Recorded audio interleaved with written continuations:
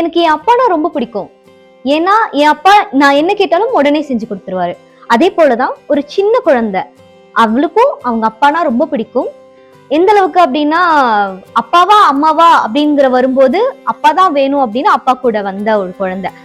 அப்பா கூட ரொம்ப சந்தோஷமா ஹோட்டலுக்கு போறோம் அப்படின்னு கிளம்பி போன ஒரு குழந்தை தான். ஆனா அந்த அப்பாவே ரொம்ப கொடூரமா மாதிரி வாயில துணி வச்சு அடைச்சு கழுத்தறுத்து கொலை பண்ணியிருக்காரு. என்னதான் மன உளைச்சல் இருக்கட்டுமே, என்னதான் போதை தலைக்கேறி இருக்கட்டுமே, அந்த ஒரு பிஞ்சு குழந்தை முகத்துல ஒரு சிரிப்பை பார்த்து அது அப்பான்னு கூப்பிடுற ஒரு ஒரு அந்த ஒரு செகண்ட்ல எல்லாமே மறந்து போயிடாதா? எல்லா கஷ்டமுமே மறந்து போயிடாதா?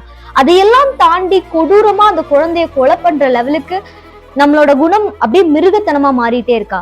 நம்ம கிட்ட இந்த மனிதாபிமானம் குறைஞ்சே போயிடுச்சா? ரொம்ப வருஷத்துக்கு முன்னாடி கிட்டத்தட்ட ஒரு 7 வருஷத்துக்கு முன்னாடி உங்க எல்லாருக்குமே ஞாபகம் இருக்கும்னு நினைக்கிறேன், அபிராமி ஸ்டோரி. சோ அவங்களோட 2 குழந்தைய அவங்க கொன்னாங்க. அது ரிலேட்டடா நம்ம பேச வேணாம். பட் இப்போ அதுக்கு அவங்களுக்கு ஒரு சரியான தண்டனை, சாகும் வரை ஆயுள் தண்டனை அப்படிங்கிற ஒரு சரியான தண்டனை கிடைச்சிருக்கு.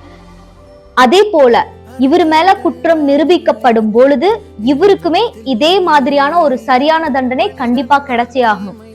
இது எல்லாத்துக்கும் முன்னாடி மனிதாபிமானம் அப்படிங்கிற ஒரு குணம் மனுஷனுக்குள்ள இருந்தது. அது இப்ப இருக்கானே எனக்கு தெரியல. இப்ப ரோட்ல ஒருத்தர் அடிபட்டு கிடந்தா கூட அதை போட்டோ எடுத்து வீடியோ எடுத்து ஃபேஸ்புக் இன்ஸ்டால எல்லாம் போட்டு ஒரு லைக்காகவும் ஒரு ஃபேம்காகவும் தான் பண்றோமே தவிர, அந்த உயிர் ரொம்ப வழியில துடிச்சிட்டு இருக்கு, உடனே அதை காப்பாற்றணும், அதுக்கு ஃபர்ஸ்ட் எய்ட் பண்ணணும், ஆம்புலன்ஸ் கூப்பிடணும் அப்படிங்கிற ஒரு எண்ணம் நமக்கு வரவே மாட்டேங்குது. நமக்குள்ள இருக்க ஒரு மனிதாபிமானம்ங்கிற ஒரு குணம் குறைஞ்சுக்கிட்டே போகுது. இந்த நிலை கண்டிப்பா மாறியே ஆகணும்.